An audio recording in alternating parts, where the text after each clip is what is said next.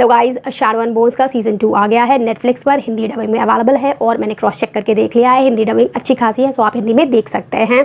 Season 2 के पहले हम सीज़न 1 के बारे में बात करेंगे क्योंकि इसको आए हुए लगभग 1 साल हो गया है। कुछ चीज़ें रिफ्रेश हो जाएंगी, रिकैप की तरह हो जाएगा और जिससे सीज़न 2 देखने में आसानी होगी। और जिन्होंने सीज़न 1 नहीं देखा है, सीज़न 2 देखने के पहले उनके लिए कंपलसरी है कि अगर वो देख ले तो अच्छा रहेगा, क्योंकि जो एंड में इवेंट्स थे उन्हीं को कैरी फॉरवर्ड किया गया है सीज़न 2 में।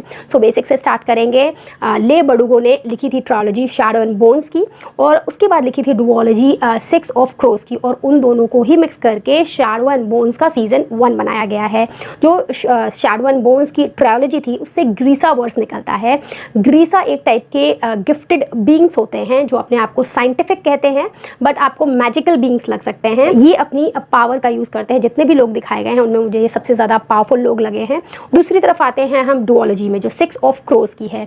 यहाँ पर 6 क्रोज होने चाहिए, लेकिन इसमें बस 3 क्रोज दिखाए हैं। सीज़न 2 में आगे आएंगे, जो कि मैं देख रही हूँ अभी, तो उसमें आगे क्रोज एड अप हो रहे हैं, बट अब यहाँ पर 3 ही दिखाए गए हैं। जो कर्च एक आइलैंड है वहाँ पर रहते हैं, और एक तरीके की ये लोग बाउंटी हंटर की तरह यहाँ पर आते हैं। जो मेन कैरेक्टर है यहाँ पर सन समनर, एलिना नाम की एक लड़की है, उसको किडनैप करने के लिए आते हैं। ये जो 3 क्रोज हैं इसमें कैस दिखाए गए हैं, जो एक शो बिज में हैं और बहुत सारे यही आड़े तिरछे काम करते रहते हैं। उनके पैर में एक दिक्कत है और वो केन लेकर चलते हैं। काफ़ी अच्छा कैरेक्टर वो दिखाए गए हैं और बहुत ही रैशनलिस्ट हैं और चीज़ों पर आसानी से बिलीव नहीं करते हैं और भगवान में बिलीव नहीं करते हैं, क्योंकि यहाँ पर जो सन समनर है उनको डेटी माना जाता है, गॉडेस माना जाता है, और कैज इसमें बिलीव नहीं करते हैं।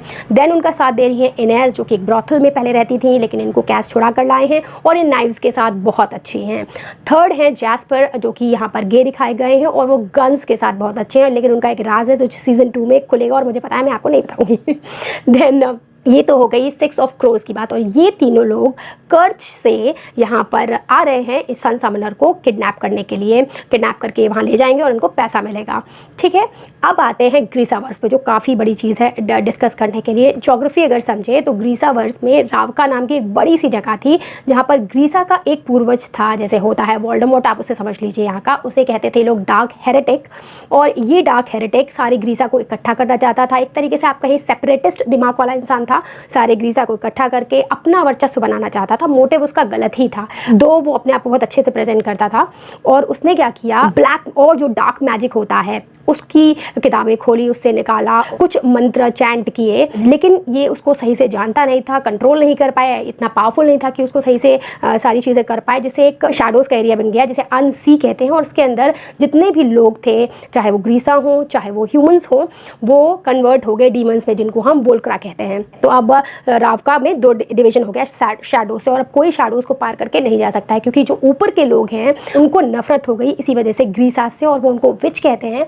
विच हंटिंग करते हैं, बाकायदा उनको ट्रेनिंग दी जाती है, वॉरियर टाइप के लोग होते हैं। फिर 2 लोग यहाँ पर आते हैं, एक है शैडो समनर और एक सन समनर, जिसके बारे में अभी बताया था, जिसको किडनैप करने आएंगे वो लोग। शैडो समनर यहाँ पर दिखाया जा रहा है कि वो डार्क हेरेटिक जिसने शैडो क्रिएट की थी उसका वंशज है, डार्कलिंग है कहा जाता है, अलेक्जेंडर उसका नाम है, या फिर उसको जनरल किरिगिन भी कहते हैं। और वो अपने पूर्वजों के पाद धुलना चाहता है, शैडो को खत्म करना चाहता है, लेकिन ऐसा नहीं होता। एंड में पता चलता है कि वही डार्क हेरेटिक है। शुरू से ही उसने एक बिसात बिछा कर रखी है, उसको पता था, एक भविष्यवाणी हुई है जिसमें एक सन समनर आएगा जो इससे भी ज़्यादा पावरफुल होगा। और यहाँ पर सन समनर एलिना नाम की एक लड़की है, जो मैल नाम के एक दूसरे लड़के के साथ ऑर्फनेज में बड़ी हुई है। वो उससे बहुत प्यार करती है, मतलब दोस्ती जैसा प्यार है अभी, वो लव वाला चीज़ में कन्वर्ट नहीं हुआ है, जो कि धीरे धीरे हो जाएगा। सीज़न 2 में तो एग्जैक्टली हो जाता है।